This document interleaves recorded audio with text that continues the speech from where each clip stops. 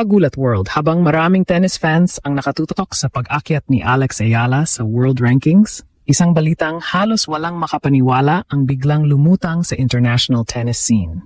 Ayon sa iba't ibang ulat, makakatambal ni Alex sa doubles event ng Bad Homburg Open sa Germany, ang isa sa pinakamalalaking pangalan sa kasaysayan ng tennis. Ang 7 beses na Grand Slam singles champion na si Venus Williams. Ang tambalang ito ay inaasahang lalahok sa prestihiyosong WTA 500 grass court tournament na magsisilbing huling paghahanda bago ang Wimbledon. Sa edad na 20, si Alex ay isa ng kinikilalang racing star ng women's tennis. Ngunit ibang klase ang pagkakataong ito. Hindi lang basta veteran ang kanyang magiging partner. Ang kanyang makakasama ay isa sa mga pinakarespetadong atleta sa kasaysayan ng sport. Isang pangalan na tumulong baguhin ang mukha ng women's tennis sa buong mundo. Mas nakakagulat pa rito. Ilang buwan lamang ang nakalipas ay nakalaban pa ni Alex si Venus sa doubles competition sa Auckland. Noon ay magkalaban sila. Ngayon, posibleng maging magkakampi sila sa isa sa pinakamahalagang grass tournaments bago ang Wimbledon. Para sa mga Pilipino, hindi lang ito simpleng doubles partnership. Isa itong simbolo kung gaano nakalaki ang respeto ng tennis world kay Alex. Mula sa pagiging batang nangangarap sa Rafa Nadal Academy, ngayon ay nakatayo na siya sa parehong court kasama ang mga alamat ng laro. At dito nagsisimula ang mas malaking tanong. Ano ang maaring matutunan ni Alex mula sa isang buhay na alamat bago sumabak sa pinakamalaking grass court tournament sa mundo? Kung may isang salita na maglalarawan sa balitang ito, iyon ay surreal. Isipin ninyo ito. Lumaki si Alex na pinapanood ang mga alamat ng tennis. Kabilang sa mga idol ng maraming batang manlalaro noon ang magkapatid na Williams na sina Venus at Serena. Sila ang mga atleta na nagdomina sa sport, nagbasag ng mga record at nagbigay inspirasyon sa buong henerasyon ng tennis players. Ngayon, hindi na nanood si Alex mula sa TV. Kasama na niya sa parehong side ng court si Venus Williams. Ayon sa mga ulat, parehong nakatanggap ng wildcard entries sina Alex at Venus para sa Bad Homburg Open. Bukod sa singles competition, inaasahan ding magsanib-puwersa ang dalawa sa doubles draw ng torneo. Para sa mga hindi gaanong sumusubaybay sa tennis, napakalaking bagay nito.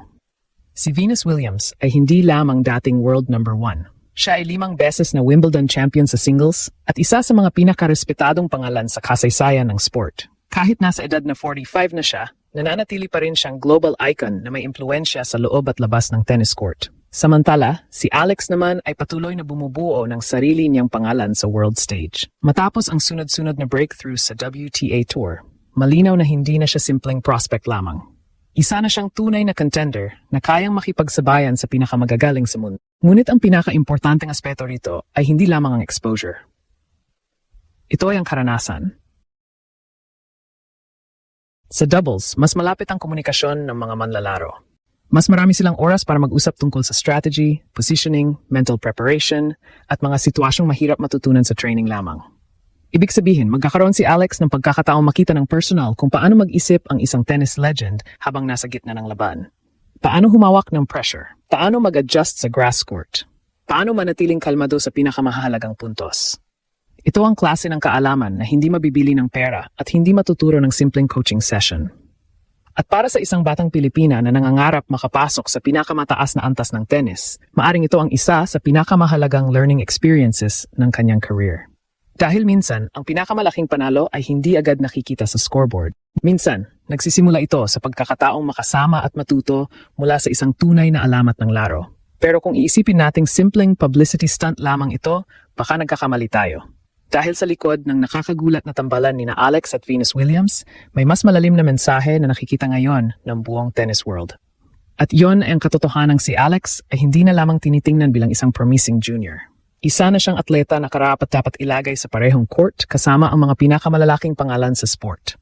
Sa professional tennis, hindi basta-basta nabubuo ang mga doubles partnerships lalo na kapag pinag-uusapan ang mga high-profile tournaments.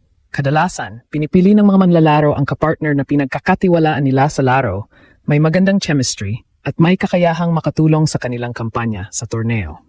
Kaya nang lumabas ang balitang posibleng magsanib-puwersa sina Alex at Venus, maraming international tennis fans ang agad na patingin. Para kay Venus, isa itong pagkakataon upang makabalik sa kompetisyon habang sinusubukan pa rin niyang ipakita na may maibibigay pa siya sa pinakamataas na antas ng tennis. Para naman kay Alex, ito ay parang pagpasok sa isang masterclass na hindi kayang ibigay ng kahit anong training camp. Tandaan natin na ang Bad Homburg Open ay hindi ordinaryong torneo.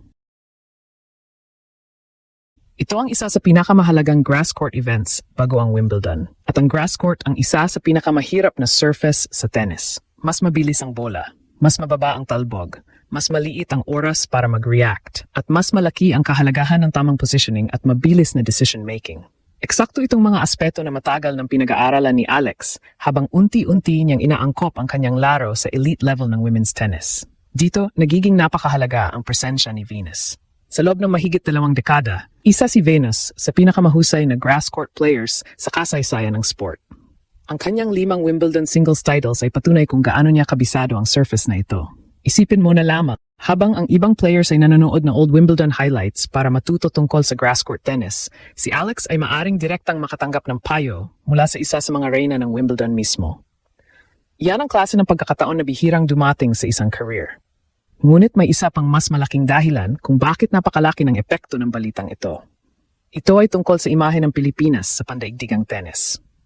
Sa loob ng maraming taon, bihira tayong makakita ng Pilipinong atleta na pinag-uusapan sa pinakamalalaking tennis circles sa mundo. Kadalasan, ang mga bansang nangibabaw sa tennis ay ang US, Spain, France, Italy, Czech Republic o Russia. Ngayon, unti-unting naririnig sa mga international broadcasts, sports websites at tennis forums ang pangalang Alex. At sa bawat pagkakataong lumalabas ang kanyang pangalan katabi ng mga alamat at world-class stars, mas lalong lumalakas ang paniniwala ng mundo na may bagong puwersang umuuspong mula sa Pilipinas. Kaya para sa maraming Pilipino, ang tambalang Alex at Venus Williams ay higit pa sa doubles team. Isa itong simbolo. Simbolo na ang dating batang nangangarap lamang mula sa Pilipinas ay unti-unti nang nagiging bahagi ng pinakamataas na antas ng professional tennis. At habang nakatingin ang buong mundo kay Venus Williams bilang isang living legend, may isa pang kuwento na tahimik na nabubuo sa tabi niya. Ang kuwento ng isang batang Pilipina na maaring maging susunod na malaking pangalan ng tennis sa mga darating na taon. Mga kababayan, hindi pa man nagsisimula ang laban sa Bad Homburg Open, isa na itong malaking panalo para kay Alex at para sa buong Pilipinas. Hindi araw-araw na ang isang 20 anyos na Pilipina ay nabigyan ng pagkataon makasama sa parehong koponan ang isa sa pinakadakilang manlalaro sa kasaysayan ng tennis. Ngunit higit pa sa kasikatan at atensyon, ang tunay na halaga nito ay ang karanasang makukuha ni Alex mula sa isang buhay na alamat. Bawat punto, bawat usapan, at bawat sandaling magkasama sila sa court ay maaring maging bahagi ng kanyang paghubog bilang future Grand Slam contender. At habang ang mundo ay nakatingin kay Venus Williams, tayong mga Pilipino naman ay nakatingin sa kinabukasan.